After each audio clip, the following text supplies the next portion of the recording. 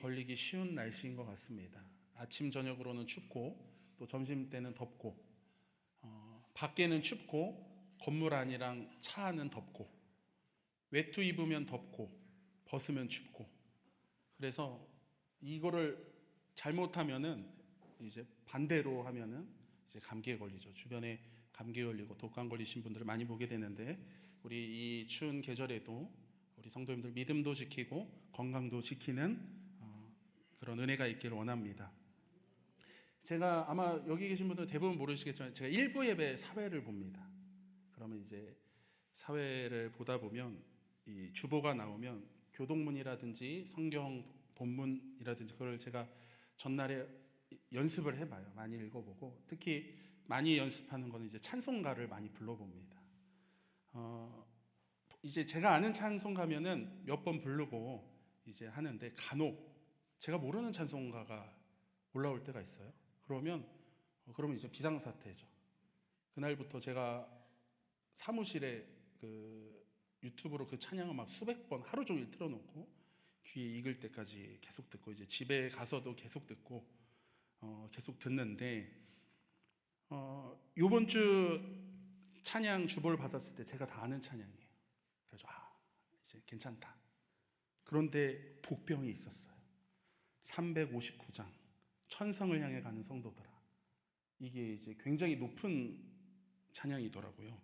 그래서 제가 토요일 날 연습할 때는 그 팟까지 올라가 가지고 됐다. 이제 다음 내일 할 수 있겠다. 그래 가지고 오늘 아침이다 일부 예배다 보니까 아침에 좀 목이 잠기잖아요. 제가 올라가서 이제 사회를 보고 천성을 향해 가는 성도들아 찬양 부르는데 천성을 향해 가는 성도들아 앞길에 장애를 하는데 레 올리는데도 제가 큰일 났다. 안 올라간다. 느낀 거예요. 찬양 부르면서 지금 2분 계속 찬양 나오는데 마음으로 큰일 났다. 그래서 그 후렴 부분에 천성을 향해 나가세 천성문만 바르고 나가세 이 부분이 있거든요. 그래서 제가 거의 일부 예배 때 여기 참석하신 분들 거의 없으신 것 같은데 거의 비명을 지르는 것 같아요. 익룡 소리. 제가 3절밖에 안 돼서 너무 감사하더라고요. 그래서 제가 정말 천성 갈 뻔했습니다. 제가 왜 이 이야기를 드리냐면 오늘 아침에도 사실 좀 쌀랑했거든요. 근데 제가 이게 찬송가 부르고 이제 설교 말씀 들으려면 제가 뒷자리에 딱 앉는데 막 손발이 다 땀이 나고 심장이 막 빨리 뛰더라고요. 그래서 성도님들도 아침마다 쌀쌀할 때 찬송가를 부르십시오. 추천하는 찬송가는 359장 천성을 향해 가는 성도들아. 모르는 사람이 옆에 더 있으면 더 긴장돼서 더 열이 나실 것입니다. 우리 성도님들 지금 식사하시고 한참 졸리실 때라서 제가 또 마음을 푸는 이야기를 시작했습니다. 영국의 저널리스트이자 작가인 다니엘 튜더가 한국에 지내면서 우리나라를 이렇게 평가했어요. 기적을 이룬 나라, 기쁨을 잃은 나라. 저는 그것을 보면서 참 오늘 우리나라의 이 기가 막힌 냉철한 비판이다라고 느꼈습니다. 왜냐하면 우리나라가 일제감정기부터 6.25 전쟁 및 IMF 등 말할 수 없는 국가적인 큰 어려움 속에서도 한강의 기적을 이룬 나라지만 이 풍요로움 가운데 오늘날 이르러서는 이 우리나라 행복 지수가 OECD 가입국가 38개국 중에 33위라는 거예요. 이게 참 비극이죠.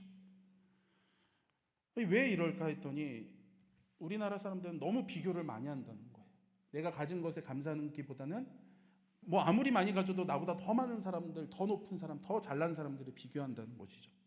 이 돈이 최고라고 여기는 물질 만능주의 시대 가운데 우리는 분명히 불과 50여 년 전보다 훨씬 더 풍요롭고 풍성하게 살아가고 있는데 오늘날에 예전처럼 삼시세끼 먹을까 그런 걱정은 안 하잖아요. 무엇을 먹을까 걱정하지 그런 끼니 걱정은 안 하는데 이런 풍요로움 속에 오히려 사람들이 더 공허해져 가는 것을 보게 됩니다. KBS 스페셜 행복의 비밀 코드라는 TV 프로그램에서요. 어떻게 하면 사람이 행복할 수 있을까? 우리가 어떻게 하면 행복하게 살 수 있을까라는 주제를 가지고 사람들에게 조사했는데 사람들에게 무엇을 가지면 행복하겠습니까? 할 때 압도적인 1위가 무엇이겠습니까? 돈이죠. 압도적으로. 그냥 말할 것도 없이 돈이에요. 근데 이 돈이 이 소득과 행복과의 상관관계에 대해 조사했는데, 처음에 소득이 적을 때부터 점점 소득이 많아질수록 행복도 같이 올라갑니다. 만족해요. 그런데 이게 소득이 계속 오를수록 행복도가 계속 오르느냐? 그렇지 않다는 거예요.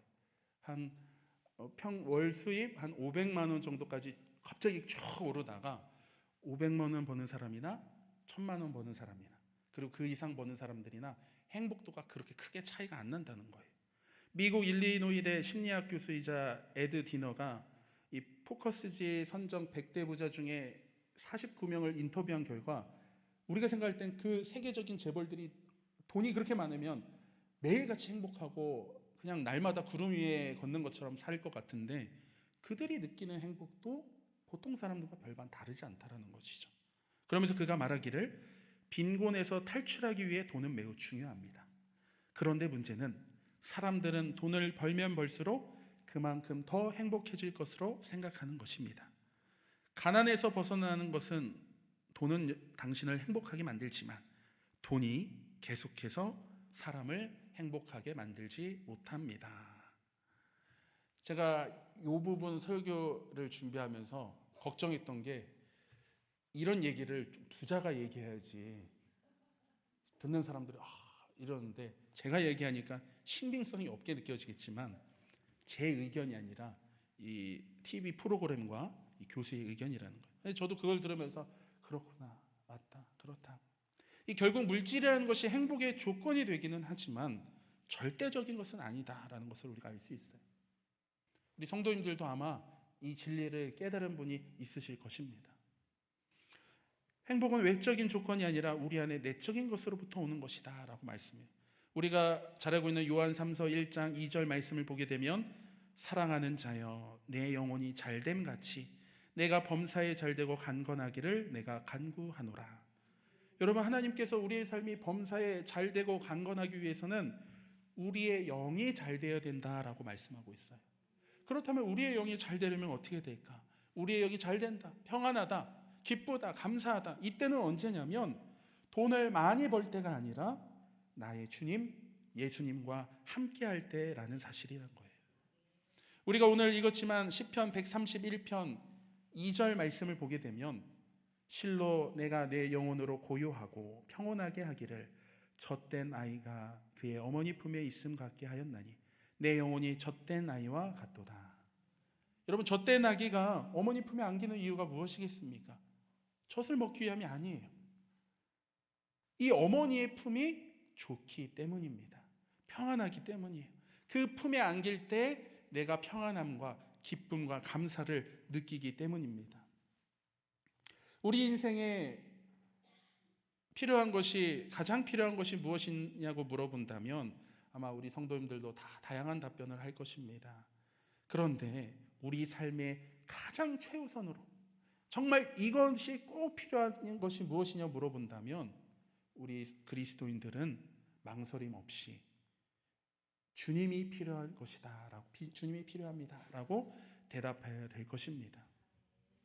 오늘날 현대인들이 너무 바쁘지요. 참 이렇게 바쁜 가운데서도 마음의 공허함을 느끼는데, 이게 왜 그럴까 도대체? 왜 아무리 돈을 많이 벌어도 공허할까? 내가 아무리 출세해도 왜 공허할까? 내 인생에 내 사업이 평탄하고 잘 되어도 왜 이렇게 공허할까? 그 이유는 우리는 하나님의 형상대로 창조된 자들이기 때문이에요. 영적인 존재이기 때문에 단순히 잘 먹고 잘 사는 것만으로는 평안을 누리지 못한다는 사실을 우리는 알아야 합니다. 그러므로 우리를 창조하신 이에게 우리는 가야 돼요. 우리는 하나님의 형상대로 창조된 영적인 존재이기 때문에 우리의 영에 평안함을 주시는 주님을 만나야 됨을 기억하시기 바랍니다. 그렇기 때문에 우리 성도님들도 월요일부터 토요일까지 여러분 삶 가운데 사회 속에서 바쁘게 살아가고, 맡은 바의 직분대로, 또 가정에서는 부모로, 또 사회에서는 직장인으로, 또 맡아진 자리에서 열심히 최선을 다해 살지라도, 그래도 우리가 거룩한 주일에는 주님을 만나러 이 예배 자리 나와야 된다는 거예요. 왜냐하면 우리의 영이 살기 위해서 주님을 만나는 것이 필요하다는 것입니다. 그리고 할 수만 있다면 수요일이라든지 또 새벽이라든지 우리가 날마다 주님을 만나는 주님과의 교제의 시간이 필요하다는 것이에요. 우리가 정말 하나님 품 안에서 내 삶의 평안함을 경험하기 위해서는 어떻게 해야 될까? 오늘 두 가지를 함께 나누고자 합니다. 첫째는 내 삶의 분수를 지켜야 된다는 거예요. 이 내적 평안을 우리가 이루기 위해서는 전제되는 것이 바로 1절입니다. 1절이 이루어질 때 2절이 가능하게 되는 거예요.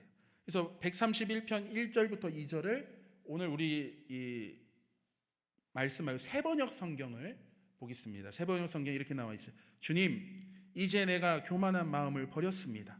오만한 길에서 돌아섰습니다. 너무 큰 것을 가지려고 나서지 않으며 분에 넘치는 놀라운 일을 이루려고도 하지 않습니다. 오히려 내 마음은 고요하고 평온합니다. 젖된 아이가 어머니 품에 안겨 있듯이 내 영혼도 젖된 아이와 같습니다. 이 1절과 2절을 이어주는 말이 새번역 성경에는 오히려라는 걸로 말씀하고 있어요. 그리고 즉 이 말은 무슨 말씀이냐? 1절에 너는 교만한 마음, 오만한 길, 너무 큰 것을 가지려는 이 욕심, 분에 넘치게 이루려는 이 욕심, 모든 욕심을 내려놔야만, 그래야만 2절에 나오는 어머니 품과 같은 평안을 누릴 수 있다라고 우리에게 말씀해 주고 있는 것입니다. 여러분, 짐 콜린스의 교수의 저자의 위대한 기업은 다 어디로 갔을까라는 책에서 기업, 큰 기업, 대형 기업들, 우리가 생각할 때 저 기업은 절대 망할 것 같지 않은 아주 그냥 건실하고 튼튼한 대형 기업들, 근데 시대가 지남에 따라 사라지고 망한, 몰락한 이유들을 5가지로 설명하는데 그 중에서 가장 큰 2가지 이유가, 첫째, 성공에 대한 자만심, 둘째, 원칙 없는 더 많은 욕심으로 말했다는 거예요. 마치 사업이 커지니까 막 문어발식으로 다 투자하고 막 공격적으로 너무 많은, 원칙이 없이 분에 넘치는 많은 투자와 욕심으로 오히려 그 기업이 몰락했다라고 분석하고 있습니다. 그러니까 현실에 안주하는 것보다 더 큰 위험한 게 무엇이냐면 성공에 대한 과도한 집착, 또한 과도한 욕심이라고 말하고 있어요. 여러분, 우리 삶에 내 분에 넘치도록 무언가를 더 가지려는 것, 이 분에 넘친다는 건 무엇이냐면 나의 맡은 자리에서 그것보다도 더 분에 넘치도록, 이것은 본래 내 것이 아닌데 더 가지려는, 더 욕심내는 것, 더 높아지고 더 많이 소유하고 가지려는 것들이 오히려 우리 삶을 풍요롭게 하는 것이 아니라 우리 삶을 흔드는 과도한 욕심이라고 경계하고 조심해야 됨을 말씀하고 있어요. 이 욕심은 단순히 돈의 물질에 대한 욕심만을 말하는 것이 아닙니다. 명예에 대한 욕심도 될 수 있고, 또 성적인 것에 대한 욕심이 될 수도 있고, 또 여러 가지 내 삶에 내가 본래 본분, 나의 맡은 자리를 벗어나는 것, 더 많이 가지려는 욕심을 전부를 말하고 있다는 것이죠. 근데 결국 욕심을 부린다는 건 기본적으로 내가 저거를 가져야지만 나는 행복할 수 있어, 가져야지만 난 평안해, 내가 높아져야지만 나는 내 삶이 평탄할 거야 라고 생각하거든요. 그런데 그것이 아니라는 거예요. 오히려 그러한 과도한 욕심이 우리의 삶뿐만이 아니라 우리의 믿음까지도 병들게 만든다는 것입니다. 사도행전 20장을 보게 되면 사도 바울이 에베소 교회 장로들을 밀레도로 청하면서 그 밀레도에서 마지막으로 고별 설교를 합니다. 사도행전 20장 17절부터 19절 말씀을 보면 바울이 밀레도에서 사람을 에베소로 보내어 교회 장로들을 청하니 오매 그들에게 말하되 아시아에 들어온 첫날부터 지금까지 내가 항상 여러분 가운데서 어떻게 행하였는지를 여러분도 아는 바니 곧 모든 겸손과 눈물이며 유대인의 관계로 말미암아 당한 시험을 참고 주를 섬긴 것과 라고 고백해요. 그러니까 곧 모든 겸손과 눈물이며 유대인의 관계로 말미암아 당한 시험을 참고 주를 섬긴 것과, 그러니까 시험을 참았다라고 고백하고 있어요. 이 여기서 말하는 시험은 헬라어로 페이라스모스입니다.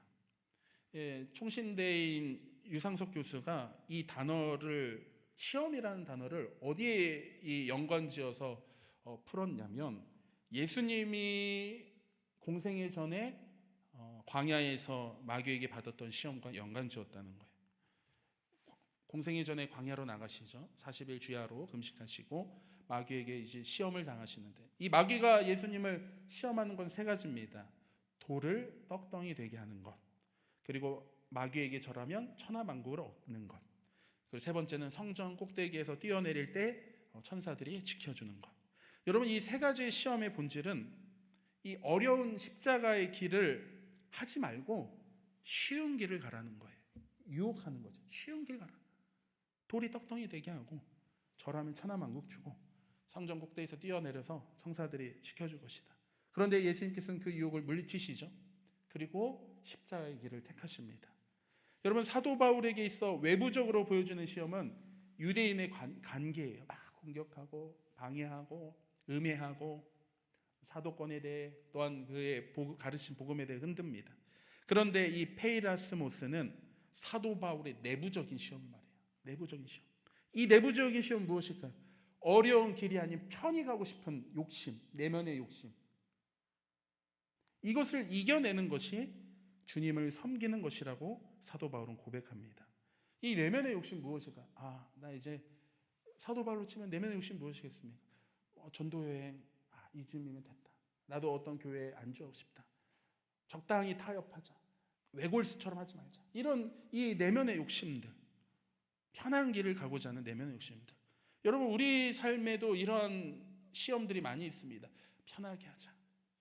신앙생활 왜 이렇게 힘들게 그렇게 막 복잡하게 내 삶에 그렇게까지 과도하게 하지 말고 적당히 믿자. 편하게 하자.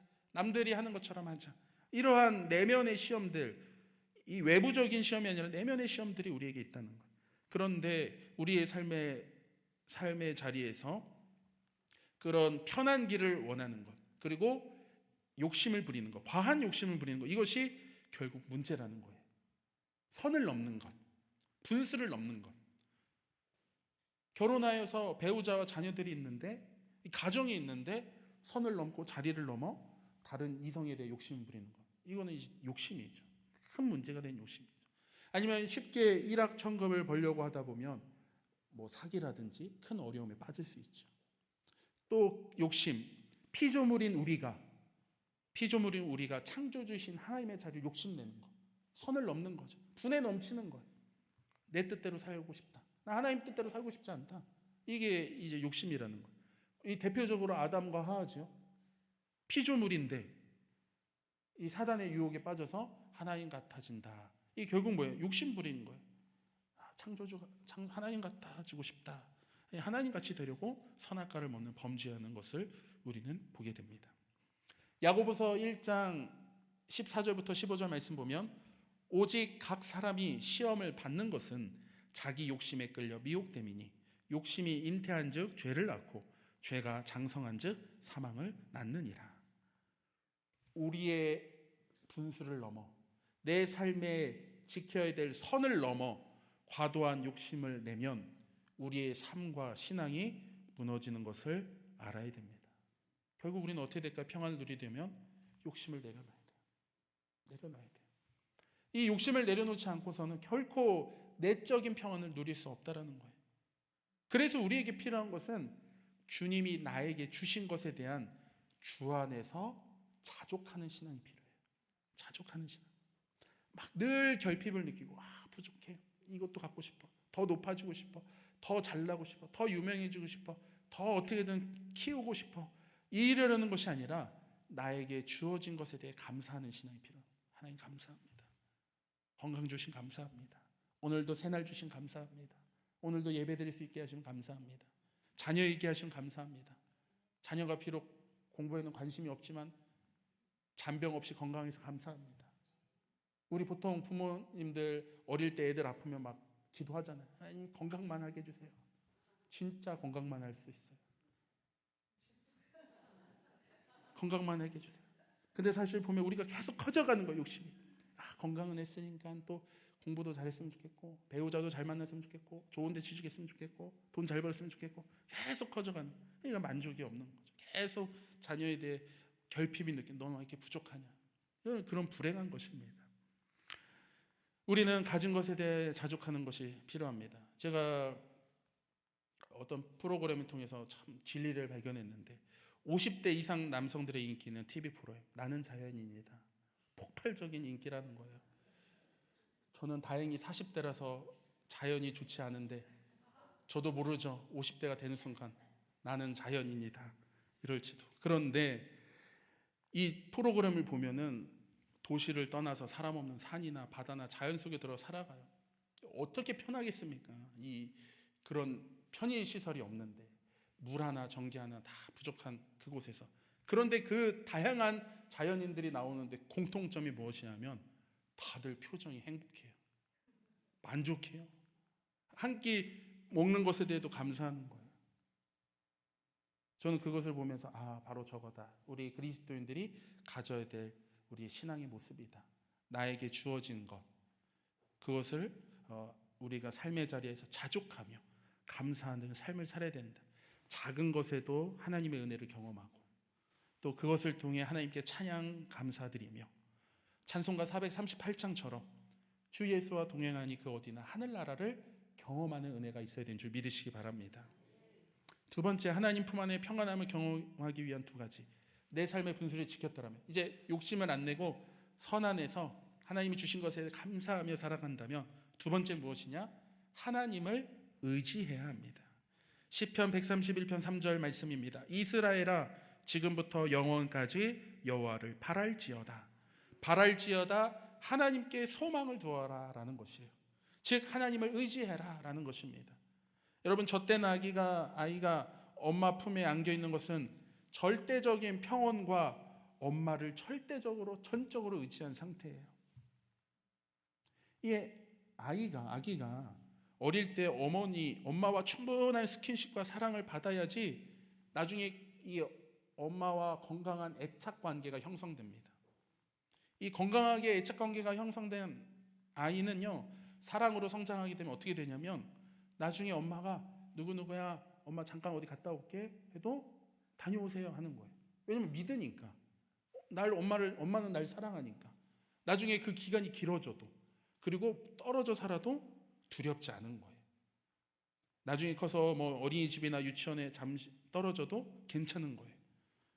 두려워하거나 초조하지 않습니다. 내 눈에 앞에 엄마가 보이지 않아도 엄마의 사랑에 대한 신뢰가 흔들리지 않는 거예요. 그런데 어릴 때 그 엄마와 충분한 애착 관계가 형성되지 않은 아이, 충분한 사랑받지 못한 아이는 어떻게 되냐면 엄마와 분리가 잘 안 된다는 거예요. 우리 성도님들도 손자라든지 자녀들 그 유치원이나 어린이집 막 보낼 때 보잖아요. 보면은 어떤 아이는 진짜 씩씩하게 엄마가 오히려 누구도야 잘가 이러는데 하고 가는 애가 있고, 어떤 애는 막 가기 싫어 막 울고 막 엄마가 막 달래요. 언제 올게, 1시간 뒤에 올게, 2시간 뒤에 올게. 안 떨어져. 이 잠시 떨어지는 것도 자지러지듯 울고 막 떨어지는 것도 잠도 못 자는, 이런 애착 관계가 제대로 형성되지 못한 거죠. 눈앞에 보이지 않으면 두려운 겁니다. 우리 성도들은 하나님과 건강한 관계가 되어야 되는 줄 믿으시기 바랍니다. 주님이 내 안에, 내가 주님 안에 거하는 절대 의존 상태가 되어야 돼요. 그렇게 되면 어떻게 됩니까? 내가 어떤 상황에 있을지라도 하나님에 대한 사랑이 흔들리지 않는 거예요. 내가 심지어 고난과 어려움이 찾아올지라도 하나님이 나를 사랑한다는 그 사실이 흔들리지 않는다는 거예요. 그런데 이 관계가 건강하지 않으면 어떤 일이 생깁니까? 삶의 어려움이 찾아오면 의심이 되는 거예요. 하나님 정말 나 사랑하는 거 맞을까? 하나님이 정말 나와 함께 하시는 것이 맞을까? 막 두려운 거예요. 불안감이 생겨납니다. 그러나 하나님과의 건강하고도 밀접한, 마치 젖된 아이가 엄마 품에 앉아 평안함을 누리는 것처럼 우리가 주님 품에 강하게 안겨 있으면 우리 삶에 어떠한 어려움이, 어떠한 고난이 찾아올지라도 우리는 두려워하지 않고 흔들리지 않게 되는 놀라운 은혜가 주어짐을 여러분 믿으시기 바랍니다. 심지어 사단 마귀가 우리와 하나님 사이를 끊으려고 막 부정하고 막 공격하고 우리의 믿음에 대해서 공격할지라도 우리가 하나님과의 관계가 친밀한 사람은 그거에 전혀 흔들리지 않고 오히려 넉넉히 그 사단의 공격 앞에서도 이기게 될 수 있음을 믿으시기 바랍니다. 사랑하는 성도 여러분, 우리는 하나님 품으로 나아가야 됩니다. 그리고 품 안에서 참된 평안을 누려야 됩니다. 여러분, 이 평안은 오늘 말씀에는 시편 기자만 누릴 은혜와 복이 아니에요. 오늘 자녀된 우리 모두가 누려야 될 복임을 믿으시기 바랍니다. 우리도 당연히 품 안에서 평안을 누릴 자격이 있는 거예요. 혹여나 우리 성도님 삶 가운데 삶이 막 흔들리고 말 못한 어려움에 있는 성도님들이 있다면 세상 다른 곳에서 방법을 찾지 마시고, 다른 곳에서 자꾸 위로를 얻으려 하지 마시고, 아니면 가까운 사람한테 계속 힘들게 위로받으려고 하지 마시고, 우리에게 참된 평안을 주시는 주님 앞에 나아가기 원합니다. 그 아이가 엄마 품에 엄마를 부르며 푹 안긴 것처럼 그 엄마의 향이 있잖아요. 맡으며 아무리 밖에서 전쟁 소리가 터진들 그 품 안은 평안하고 잠드는 것처럼 우리 사랑하는 성도 여러분이 우리의 사랑의 주님 품에 거하여 진정한 삶의 평온과 은혜를 누리는 우리 사랑하는 성도 여러분이 되길 주님의 이름으로 간절히 축원합니다.